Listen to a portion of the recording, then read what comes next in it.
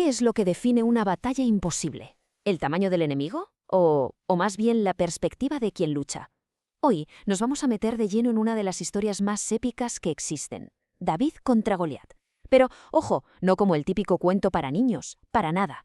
Vamos a desgranarlo como lo que es, una lección magistral de estrategia, de fe y del poder increíble que hay en ver un mismo problema desde un ángulo totalmente nuevo.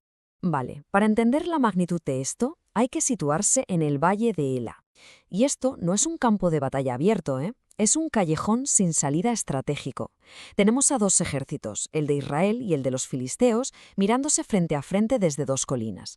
Están paralizados, completamente. Nadie se atreve a dar el primer paso, porque claro, bajar al valle significa quedar totalmente expuesto. Así que los filisteos proponen una solución muy de la época, un combate singular, su campeón contra el nuestro, y el que gana se lo lleva todo. Una forma, la verdad, brutalmente eficiente de solucionar un punto muerto.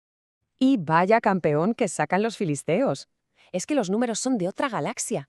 Hablamos de casi 3 metros de altura. Hay que intentar imaginarse eso. Y no solo lo alto que era.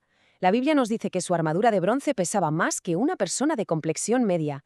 O sea, no era un guerrero, era un tanque humano, un arma de guerra andante diseñada para una sola cosa: infundir un terror absoluto con solo aparecer. Y aquí viene la clave psicológica, que muchas veces se nos escapa. Goliat no aparece una vez y ya está.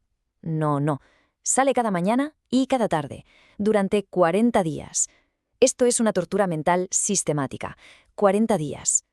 Pensemos en la moral de esos soldados. Cada día la misma voz retumbando por el valle, insultándoles a ellos, a su rey y a su Dios. Al principio habría tensión, pero para el día 20 eso ya es desesperación. Para el día 40, el ejército de Israel no está en una posición débil, está en un estado de parálisis psicológica total. La guerra en sus mentes ya está perdida. Exacto. Esa frase, pasmados y llenos de gran miedo, lo clava. No es el miedo normal de antes de una batalla. Es un terror colectivo que ha contagiado a toda la nación, desde el rey Saúl hasta el último soldado. La pregunta es esa: ¿qué se tiene que sentir cuando tu ejército, la fuerza más poderosa de tu nación, está completamente neutralizado, no por un ataque, sino por las palabras de un solo hombre? Y es justo en medio de esa atmósfera de terror colectivo donde entra el personaje más inesperado de todos. No es un general, no es un veterano de guerra, es David, un pastor, casi un adolescente, y ni siquiera está allí para luchar. Su padre lo ha enviado a llevarles pan y queso a sus hermanos, así que llega a este escenario de desesperanza como un completo extraño, totalmente ajeno a esos 40 días de tortura psicológica. Y esto es lo fascinante. Durante 40 días, nadie se ha atrevido a moverse. Llega David, escucha los insultos de Goliat una sola vez, y su primera reacción no es el miedo que sienten todos los demás, es rabia, pura indignación. Su pregunta lo cambia todo. ¿Quién es este filisteo incircunciso para provocar a los escuadrones del Dios viviente? Fíjate en el lenguaje que usa. Él no ve un gigante amenazando a un ejército, ve una blasfemia que está desafiando a Dios. Y esta imagen lo resume a la perfección. Es el corazón de toda la historia. Para el ejército de Israel, el problema es que Goliat es un gigante demasiado grande para ser vencido. Pero para David, la perspectiva es la contraria. El tamaño de Goliat es, en realidad, su mayor debilidad. Es un blanco tan grande que es imposible fallar. La batalla física es la misma, pero la batalla mental que se está librando es completamente distinta. David acaba de redefinir el problema por completo. Al ver esta confianza tan insólita, casi desafiante, el rey Saúl llama a David. Pero claro, su solución es la convencional, la única que él conoce. Piensa: este chico tiene agallas, vamos a convertirlo en un soldado. Intenta solucionar el problema desde su propia perspectiva, la del miedo y la de la lógica militar de siempre. Que es la pregunta del millón, ¿no? ¿Cómo se prepara un pastor para la guerra? Saúl piensa en términos de espadas, escudos, armaduras, lo normal, pero es que David no es un soldado, es un pastor. Sus habilidades no las ha aprendido en un campo de entrenamiento, sino en la soledad del campo, protegiendo a sus ovejas de leones y osos.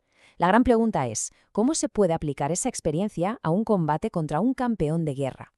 Y aquí vemos su genialidad estratégica en acción. Lo primero que hace es probarse la armadura de Saúl y la rechaza. No puede ni moverse con ella.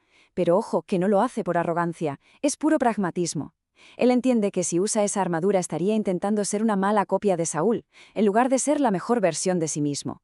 Así que en su lugar elige sus propias herramientas, su cayado de pastor, la honda que lleva años dominando y 5 piedras lisas de un arroyo, su munición de confianza. Apuesta por ser él mismo.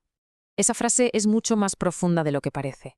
No puedo caminar con esto porque no estoy acostumbrado, o como dice el texto original, porque no lo he probado.